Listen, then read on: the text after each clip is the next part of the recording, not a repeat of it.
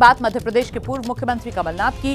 क्या कमलनाथ ने कांग्रेस छोड़ने का सस्पेंस खत्म कर दिया है? क्या वाकई में कमलनाथ कांग्रेस में ही रहेंगे?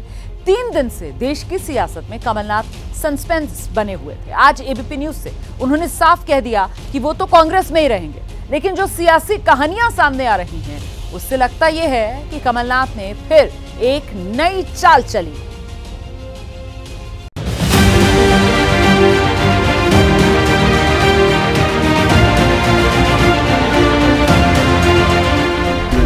माननीय मोदी जी का जो विजन है वो अद्भुत है और भारतीय जनता पार्टी लगातार पूरे अच्छे विकासात्मक कामों के साथ के माध्यम से निश्चित रूप से फिर एक बार भाजपा सरकार, फिर एक बार मोदी सरकार। सर कमलनाथ जी यदि आते हैं तो क्या?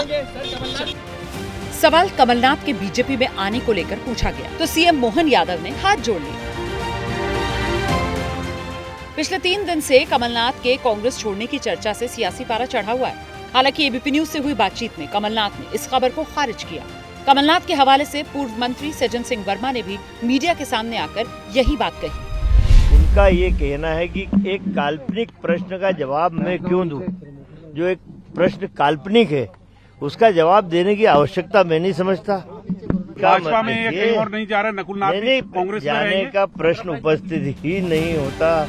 तो सवाल है, क्या कमलनाथ के कांग्रेस छोड़ने की अटकलें वाकई में खत्म हो गई या फिर खेल बाकी है? राजनीतिक गलियारों में 2 तरह की चर्चा है। पहली ये कि कमलनाथ की एंट्री को लेकर बीजेपी में मतभेद है, इसीलिए मामला फंस गया। दूसरी चर्चा ये है, कमलनाथ ने अभी के लिए पैर पीछे खींच लिए, लेकिन चुनाव से ऐन पहले उनके सांसद बेटे नकुलनाथ बीजेपी में जा सकते हैं। फिलहाल के लिए कमलनाथ को लेकर शुरू हुआ सस्पेंस खत्म होता दिख रहा है। और अब बात जरा राज ठाकरे की करते हैं। क्या एमएनएस प्रमुख राज ठाकरे एनडीए का हिस्सा बनने जा रहे हैं? पिछले दिनों हमने इसी शो में राज ठाकरे को लेकर खबर दी थी और आज खबर आई है, राज ठाकरे की बीजेपी के नेता से मुलाकात हुई है। अब राज ठाकरे किसी भी दिन दिल्ली आ सकते हैं और बीजेपी नेताओं से मुलाकात कर सकते हैं। सवाल ये कि बीजेपी को राज की जरूरत क्यों? ये स्पेशल रिपोर्ट देखिए। एनडीए में शामिल होने की अटकलों के बीच एमएनएस प्रमुख राज ठाकरे ने आज प्रेस कॉन्फ्रेंस तो की, लेकिन राजनीतिक सवालों पर कोई बात नहीं की। एबीपी न्यूज को जो सूत्रों से पता चला है उसके मुताबिक राज ठाकरे की मुंबई बीजेपी अध्यक्ष आशीष शेलार से मुलाकात हुई है। करीब 1 घंटे तक चली इस मुलाकात के बाद ये बातें कही जा रही हैं कि राज ठाकरे जल्द एनडीए में शामिल हो सकते हैं और जल्द ही राज ठाकरे को बीजेपी के बड़े नेताओं से मुलाकात के लिए दिल्ली बुलाया जा सकता है। इससे पहले 6 फरवरी को राज ठाकरे की महाराष्ट्र के डिप्टी सीएम और बीजेपी नेता देवेंद्र फडणवीस से मुलाकात हुई थी और इसी मुलाकात के बाद राज ठाकरे के एनडीए में आने की चर्चा तेज हुई। शिवसेना के नेता और महाराष्ट्र सरकार के मंत्री कह रहे हैं कि राज ठाकरे साथ आते हैं तो स्वागत है। शिवसेना का यही विचार है कि ज्वलंत हिंदुत्ववाद लेके जो नेता आगे जा रहा है और जो अभी एक ही नेता पूरे हिंदुस्तान में है, आदरणीय नरेंद्र मोदी साहब, और उनको तीसरी बार प्रधानमंत्री बनाने के लिए महाराष्ट्र की जो भी रीजनल पार्टी, अगर कोई भी रीजनल पार्टी अगर हमारे महायुति में शामिल होना चाहती है, मोदी साहब को प्रधानमंत्री बनाने के लिए, जितवाने के लिए हम लोग जो भी साथ में आएंगे उनको साथ में लेके आगे जाएंगे। असल में उद्धव ठाकरे के एनडीए से दूर होने के बाद बीजेपी महाराष्ट्र की सियासत में कोई रिस्क लेना नहीं चाह रही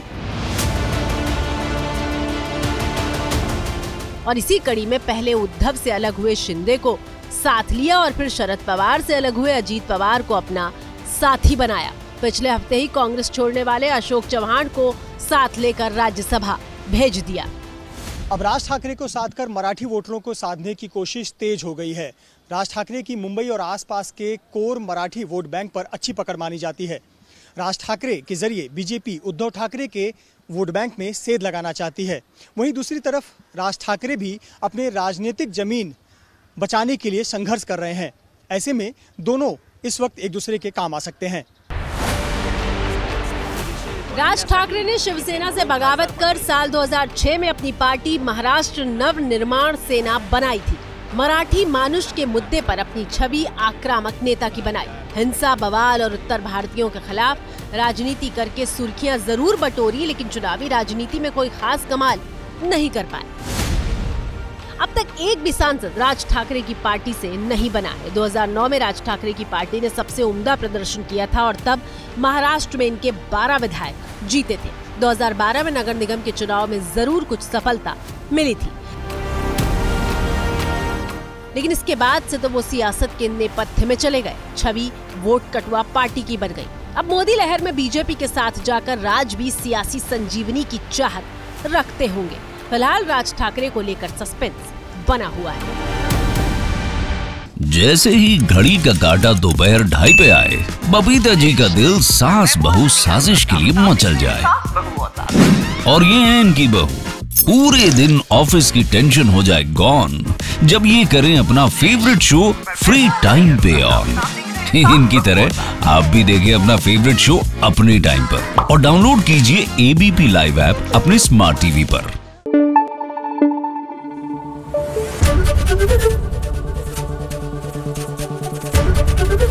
एबीपी न्यूज आपको रखे आगे।